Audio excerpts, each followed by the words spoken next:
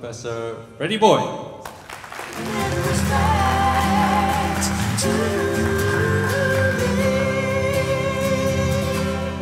I'll just walk around. First, thank you for spending your morning with all of us. I am not a businessman, I'm an inventor. I am if you like, technopreneur. I'd like to just share some of the stories I have. I'm a storyteller, so I'm going to share some of the things I've done, the humorous failures that I've had, and you will see one or two of them. Hey, if you have made your million, you don't need to listen to me. All right?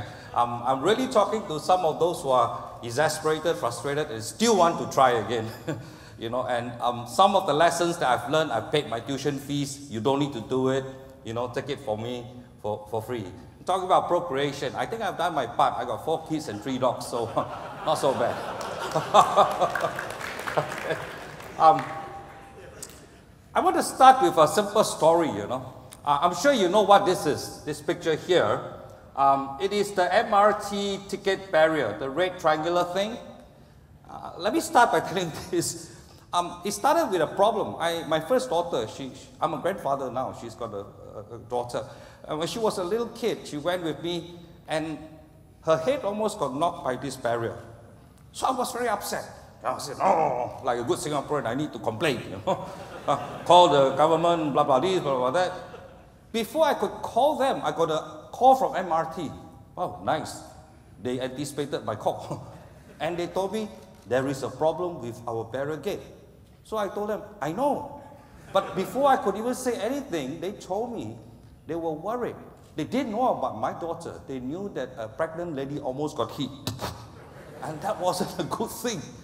So, cut the long story short, they asked me to look into what is the problem, because they got this whole system from the States in New York City. In New York City, you want to make this barrier lift really hard and tough. Why? Just about everybody carries a pocket knife, and they cut and things like that. And so that was the problem. So I had this problem, how to make it softer. And I redesigned the thing, got a new material called polyurethane integrated skin foam. It's nothing to invent. You just scan through the catalogs in the chemicals, you know, BASF, and you find the right chemical. That's it. It's all free available. My problem was, who is going to produce it for me? I can't. I don't have a factory. I tried Singapore, not many people available. I turned to the yellow page in Sydney. Half a dozen companies produce these things. So here was my first investment, an air ticket to Sydney with a yellow page book, that's all. Those days, Google was not even around. And I located the company, I made the deal on the spot, they agreed for a certain price, I came back and I told MRT, I'm able to make this few hundred for how much? Done. And we made it. And then it went round the whole of, I think they replaced it in MRT one by one, and so on. The only regret I have is that I didn't patent it.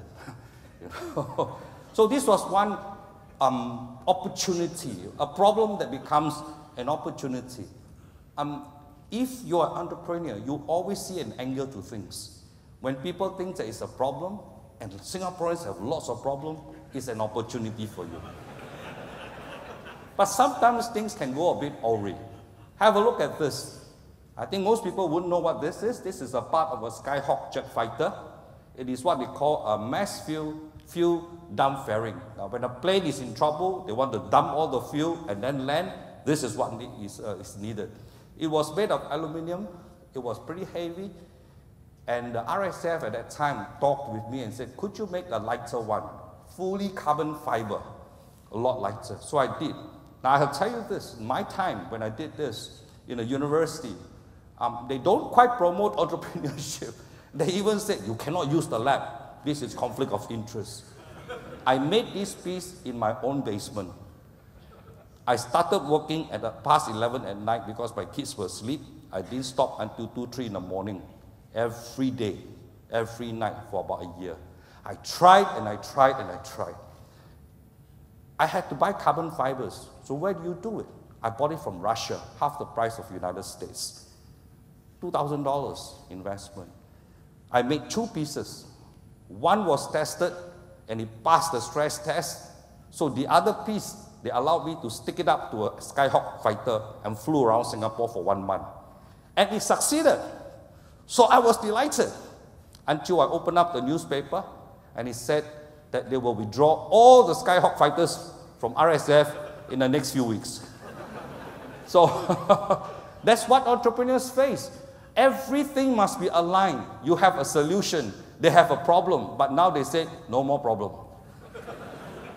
You need to move fast, faster than the problem solves itself. It's an ongoing target. These are the issues and problems faced. You can sit on a problem and solve it in 5 years' time and nobody cares anymore. As they say, every idea has a shelf life. Don't think the world of your problem. It was the great thing 5 years ago. It was a good thing 3 years ago. It's nothing today. And you need to act on it. Here was a slightly different story. This is a success story. Again, it was a problem. It all started with a complaint from one of my friends who works in a certain big microelectronics company. I don't want to mention the name. So he was complaining to me. He was in charge of this robotic wheel. What does this wheel do? Well, you look at these aluminum pieces here. They actually hold a robotic arm. So they will pick up an IC chip, turn, put it down, go back, pick up another one, turn. Many cycles a minute. The problem is that the wheel was so heavy, 20 kilos, made of aluminum, that to stop the wheel dead on track, the accuracy is like 50 microns. The whole wheel stops and shudders. So they have to wait about half a second before it stops, then pick and place. Now half a second multiplied by millions of cycles wastes a lot of time. So he said this was a problem. And I said, what's the problem? We can solve the problem. We engineers love to solve problems. So instead of making out of metallic aluminum, I made it out of carbon fiber. Now you look at this carefully. This layer, black, is carbon. The bottom layer is carbon. Sorry, to be fair to this group. And the middle layer is a foam. Same thing. I just checked out the catalogs of chemical companies and I bought the foam, not very expensive. The carbon fibers, again, I went to the Russian guys to buy from Russia. I made this in my kitchen. I'm serious. I had one big problem. What was the problem? The surface, which is about 0.9 meters, this here, 0.9 meters, must be totally coplanar, plus minus 50 micron.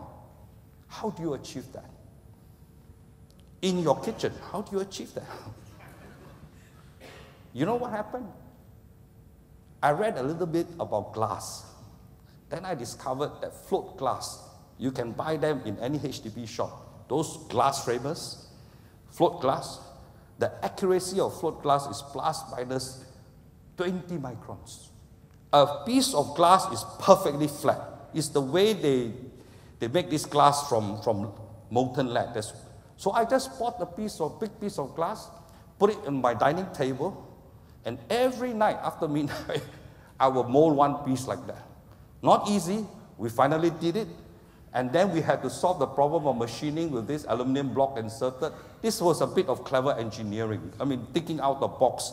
You cannot machine carbon fibers. Those of you who understand, you will know what I mean. It will just flay up, and so on. But you insert the aluminum block, you can. Well, I sold this for 20,000 a piece. The cost price was just a couple of hundred. It was the arts, the skill of making it. I know how to do it. Do you? So this is called know-how. And for the record, I made 20 pieces, sold it, and then I gave the whole idea to my student who helped me. He deserved it. I don't know what he do with the company. He started a company. I don't know what he did with it. It's fine with me because I'm still a professor. I don't want to be a manufacturer in that sense. So I start with these 3 simple ideas to just share with you that you can do interesting things even at home. And all these 3 products I made late in the night in my own home, in my basement. I did not use NTU lab. In those days, we were not encouraged. Here's something that what I call a low-hanging fruit. You know, you hear of the Facebook and the Google. Truth be told, in the whole of Singapore, if we have one Facebook, we'll be very happy. The rest of us are mere mortals, you know, scrambling away with the odd few $1 million here and there, and we'll be very happy. Don't just keep chasing after the big one. There are lots of low-hanging fruit. So here's one of them. This thing, now this one officially made in NTU, license, patent, everything in NTU. So now it's official already. It is what we call a retract disposal tissue retractor. Every time you do surgery, you need to pull the wound open and hold it open for some time. And for 20 years, I discovered no new inventions was made in this area. I sat down with this guy from America who told me, if you can make it, I will immediately license it. I took his challenge up. From the talking on the table to the licensing agreement signature only took me 3 months. One of the 3 months was a trial that we used in animal trial, very cheap, simple animal trial. And we just, it was because nobody else thought about it. What is this? It's just a simple plastic hook. And then this Velcro strap. It's so easy. Why nobody thought about it? Yeah, good question. You know, when your car is locked and cannot be opened and your keys is inside the car, I mean, today you can't. Those days you can. You ask a locksmith to come. They always make you pay first. You know why? It makes so easy. He just put in, come out. He said, wow, so easy. Can I give you half the price? So they collect the money, then they open the door. So it's the same. This is a simple device. And the key actually is this sticky adhesive here, the ability of this adhesive to stick onto the skin and not injure the skin and still retain adhesiveness.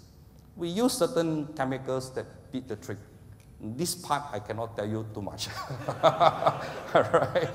I'm glad to, and here's something else. You don't have to start up companies all the time. Because this thing was so ready, so fast, and I don't need to look for capital, I actually licensed it to Insightra, the US company. I didn't start the company. And interesting, I licensed it at the time when they need the most. This one product helped this company survive, and today they have done very well. So they are always thankful to me, but just thankful, never give me more money. Businessmen are businessmen. So today it's sold in US, Europe, Japan. It's got FDA and CE mark and so on and so forth. And every year, you know, they write a check to NTU for royalty, a modest part of which comes back to me and my student. It was the fun, and my student's always very happy today. The rest of his life, he collects a check every year, you know, and so on. Now, let me move on to more challenging project. This, in fact, was one of my first projects. It started because I had a conversation with a cardiologist. And he told me that the good news is that today, if you have a heart blockage, the artery in your heart is blocked by cholesterol. The good news is that you can insert a metal stent in and open up the whole thing. Now, not to make things more complicated. This problem is solved because you put a stent, like a scaffold, holding up the blood vessel. That's the solution. But the solution itself is a problem because as long as there's a metal stent in your heart, you always stand the chance of clotting, blood clotting. Now, some of you here, not some, I'm guaranteed there are a couple of you here who have stents in your body. That's the good news that you have cleared up your clot, but you know that you need to take this medicine to make sure that you don't clot. And if sometimes you forget or for whatever reason it clots, then you have a problem. The rest of your life, you cannot take out a metal stent that's inserted. So the holy grail is, can I put a stent in that will hold up the blood vessel, and after that, when it's done its job, dissolves away. Now people then ask, if it dissolves, then would it collapse? The answer is no. Your blood vessels are very smart things. After you hold up the blood vessel for a couple of months, it remembers its position. When the scaffold is taken off, the blood vessel remembers to hold up itself. So actually, the permanent solution is to have a stent inside, which after a few months, dissolve completely. And this was what we worked on, my group, totally in Singapore. We did not have any help outside of Singapore. So what we came up with was a material that can self-expand at 37 degrees centigrade, because you have to make it small, shoot it inside the blood vessel. When it's at the right place, at 37 degrees, it expands by itself, self-expansion, and holds for 6 months, then dissolve after 9 months, and during the dissolving part, release drugs. Now, Let me show you this other picture. So the novelty on my side was to make this stand with many layers. When you have many layers, each layer can contain a different drug. So suddenly you have the capability of putting more than one drug and deliver it in different ways and different rates and different speeds. It totally changed the whole game plan. Now, all this sounds very wonderful. Here is the tough part. When I went to the United States to ask money for this, I paid my own, went there, knocked at the door of 10 VC companies. Some of them don't even last 5 minutes. They say, not interested, thank you, bye. That's it. One company bites. And when he asked me how much money I needed, I hesitated and I said, how about 2 million? Worried, 2 million is not money. Then he said, I won't give you 2 million. I said, oh, even 2 million, he can't afford it. He said, I'll give you 20 million. Wow, I was over the moon. Actually, that was bad news. This is your first lesson, those of you who want to do a startup company. Sorry if you're an investor, I have to defend the inventors. Because they give you 20 million. You own 100%. Now you own 10%. Then they discover, oops, I need another 20 million. Now you own 5%. Oops, I still need another 20 million. But this is life, this is reality. They take the risk, they earn the money, fair and square. Fair and square. It's easy for you to say, I want to keep it for myself. Remember, every year that you keep the idea to yourself, the value is less by 50%. It has shelf life like a warrant. So for me, I made up my mind. I said, fine, I'm not going to run companies. I'm not going to put my own money in. I call it OPM, other people's money. Smart thing to do. So I then decided I will continue to be an inventor, let people earn their big money. Today, the value, we are going to start human trials in December in Colombia. After $40 million of investment, I don't own more than 2-3% of the company, probably less. I don't bother anymore, I don't want to count. It's so depressing.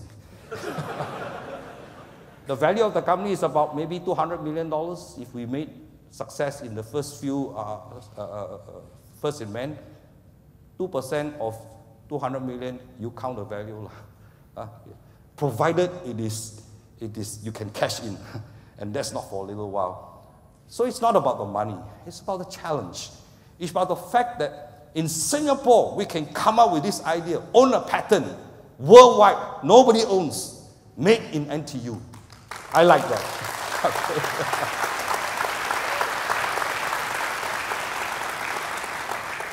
Now, here's another lesson to learn.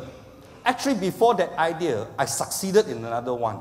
I made a stand for the kidneys. Now, this is a kidney, not human, don't worry, it's a dog's kidney.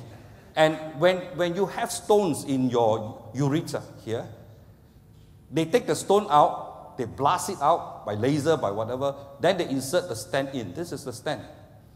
So the idea was to put a stent in which is biodegradable. Then you insert the stent, no need to take out. Because some people forget to take out this stent, and if they forget, the stent itself encrusts and then goes back up to the kidney and you might die as a result. So I was very happy, worked with a surgeon, got it successful within a year or so, everything worked well, then we found out nobody cared. Why? The market was too small. Now this is something you need to think about, okay? You can have a great idea that is a wonderful, noble idea, and the doctors, they have plenty of noble problems for you to solve. But after you have solved that problem and make a prototype, nobody wants to invest. Why? The market is only $30–50 billion. Now you might say, hey, come on, this is terrible. You know, somebody should fund it. Business is business. You know? And don't refer to the government and say, government must fund it. You know? By the way, you know the story of the government, the crab story, right? There are 3 kinds of crabs. The Japanese crabs in the basket, then sorry, I use the Sri Lankan crabs, and then the Singapore crabs. The Japanese crabs in the basket, you must cover. Because if you don't cover, the Japanese crab will climb up. One will climb up, the rest will help him, teamwork. Sri Lankan crabs, at least in those days, today it's changed. One climb up, the others pull him down. So you don't have to cover. Singaporean crab, no need to cover. Why? all waiting for government instruction.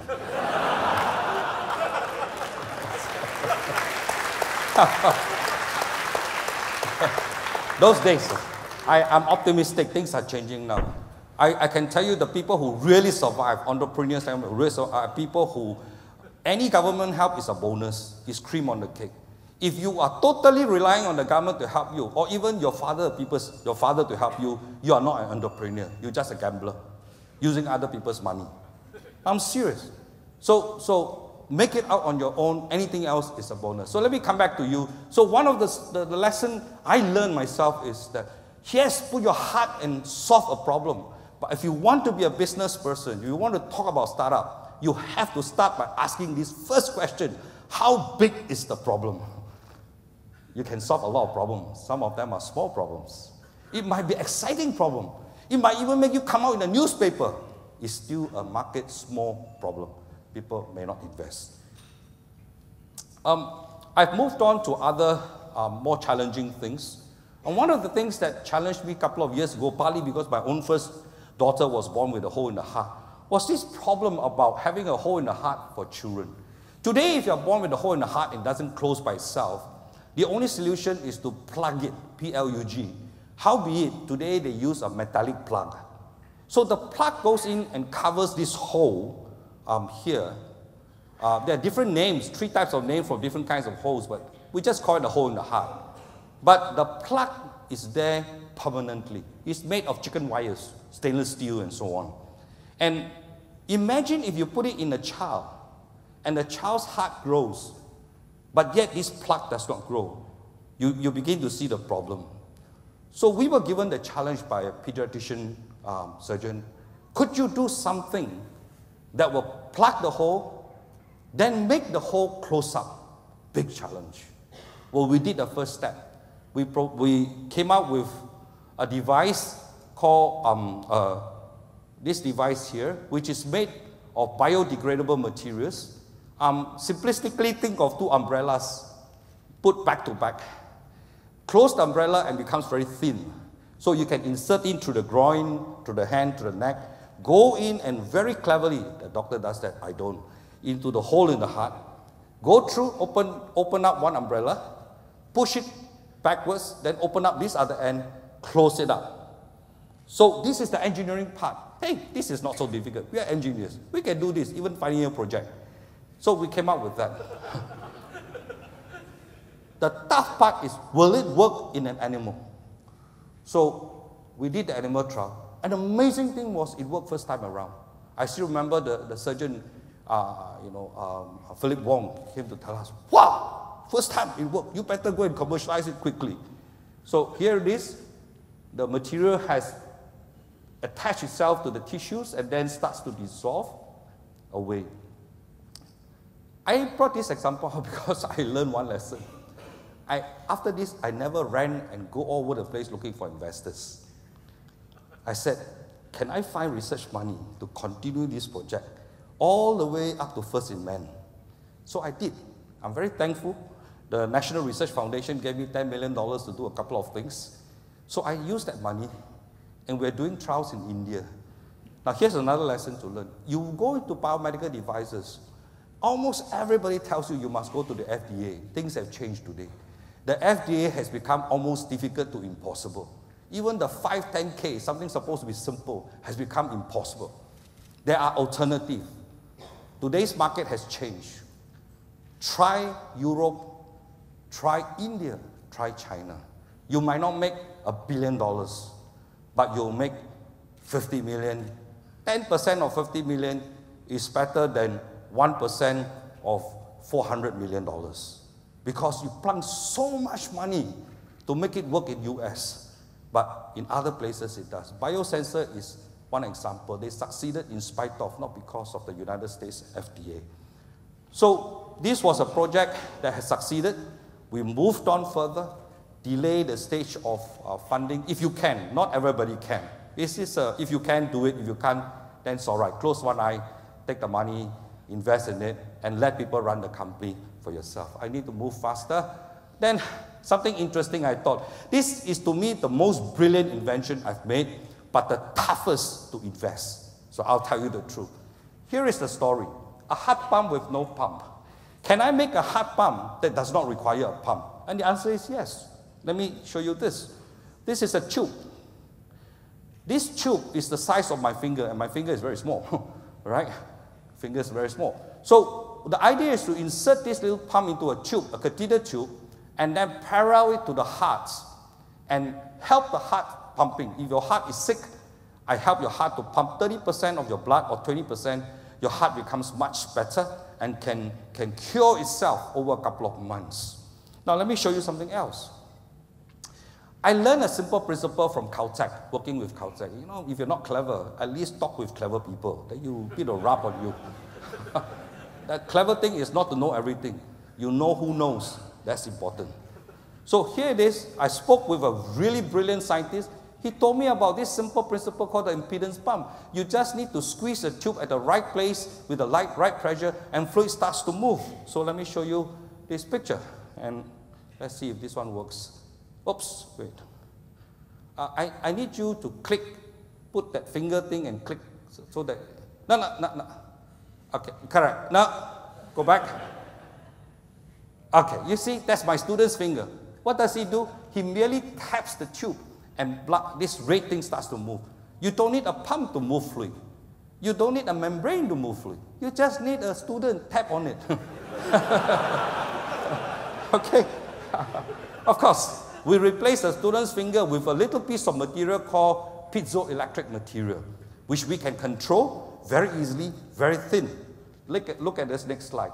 Now, wait, So you see the bubble here, and this hole here, and there's a very thin channel here. I'm going to move the bubble to this tube, all with the help of a little piece of material here, which is piezoelectric. Okay, now you can do it. Okay, you see? Like magic. Where's the pump? Where's the valve? Where's the membrane? Nowhere. I can make a tube, put it in your leg, put a little piece, thin material that vibrates at the right frequency, right speed. All these are IP.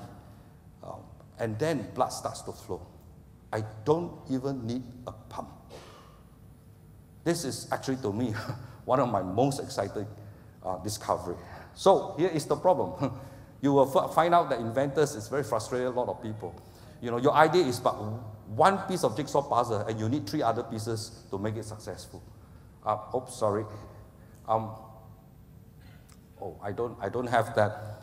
It's licensed out to a company called Pipeline Micro for heat transfer and so on and so forth. But I'll tell you the truth, to make this work in a human being, you probably need to pump in about $100 million. Easy.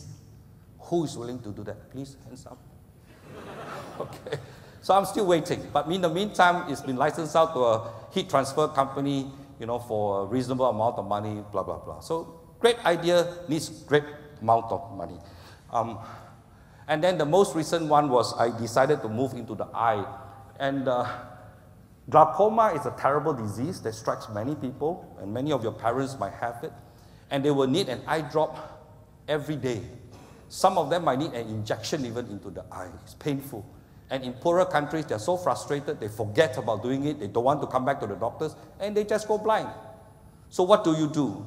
A solution is to make a piece of material that you can insert into the eyeball that will release drugs over 6 months, for example. Then you can forget about putting things in the eye for 6 months. So we came up with that, and what was interesting, I remember sitting on my table talking. Very important to talk to people. You just keep asking questions, and then they give you answer, and suddenly an idea comes off. And this one, within half an hour, we were doodling on a piece of paper. Because the problem is how to insert things in the eyes. It's very tough, you know. The eyes is very tough, very small, very curved, very wet. How do you anchor something in there for 6 months and not move it? You know, you scratch, poof, thing came out. And then suddenly the coin dropped on the floor. What if we make a small piece like a credit card and like a slit, put it inside the eye. The moment it goes into the eye, something that is flat becomes curved. And it will curve exactly to the shape of the eyeball. Can you do that? The answer, as far as we materials people, easy. Within half an hour, we doodled everything, filed a patent, We got the patent really fast. Nobody ever thought about it. It's a material solution, by the way. So we managed to make a little piece, insert into the eye exactly at the temperature. It curves itself to the shape that is wanted. We are now working with the Singapore Eye Research Institute. The test is being performed both in Singapore and in India, human trials. And after we have done those trials, we'll be looking for investors. In the end, I want to share some simple lessons with the ones that who you have succeeded, don't worry about this. But first, always keep it simple. Always keep it simple. It's wonderful to come up with a complicated design, but especially when you put in the human body, it's very tough to work. You can keep it simple, keep it simple. Number two, nature always have the best idea. Why? They've been doing it for thousands and hundreds of thousands of years. The leaf has been taking in carbon dioxide and releasing oxygen and water for as long as Earth has been around. So simple. Look at the leaf. Learn from it. So we did. We started a company, a lab in NTU, photosynthesis lab, mimicking the leaf. Number three, do what you are good at. Truth be told, very few people are great scientists and great businessmen and great entrepreneurs all wrapped in one. And even if they are, they don't have the time to do all three. Be satisfied. You need several people to come up with a good company. If you keep everything to yourself, the potential will forever remain potential, nothing else. I'm very pragmatic about this. I'm a good scientist. I'm a good inventor. So I don't run companies. I let other people run the company. I'm fine with that. I have settled peacefully in my heart. He can take it and run. I don't care. If he fails, I got another idea. Fail again, I got another idea. More where it comes from. And especially when you're in NTU, very good. Plenty of labs to muck around with. Plenty of students to come and with passion help you to do things. Of course, you must make sure that the student benefit when they succeed. I always do that. All my companies have a part, the student have a part and take part of the company. No problem at all. Small piece of a big cake is much better than a big piece of nothing. The next one is going to be tough. The next one, some of you might not agree with me. Fine, I'm fine with that. Learn to walk away from a good idea to work on a better one. I have known of people who sell their house, go on mortgage, take up personal loan, because they're so passionate about their first idea. 10 years later, is all there is to it, your first idea. $1 million later, your first idea. Hey, guys, there are plenty of ideas. You don't need the perfect one. You just need one that is better than other people, that's all. You don't need to run faster than the tiger. You only need to run faster than your friend with you. So, don't worry about the holy grail. Don't worry about the perfect answer. Just do something a little bit better than the current market players, and people will buy into you. Then when they catch up, you got another one to come up with, you see. So it's not a one-trick pony, as the Minister of State has mentioned just now. All right? And finally, this is a Singaporean advice, don't invest in yourself. Now, I have a reason for saying that. You are emotional when you invest in yourself. I don't. I don't invest in myself not because I don't believe in myself, but it's too emotional. If people with a totally business idea think that my idea is good, they must be right. You will never say something like, I don't believe in myself. I don't think this is a good idea. Of course you will say this is a great idea. I think that validation from other people is very important. Never start with this arrogant spirit that my idea is the very best. It can be dangerous in more ways than one. So with that, I thank you.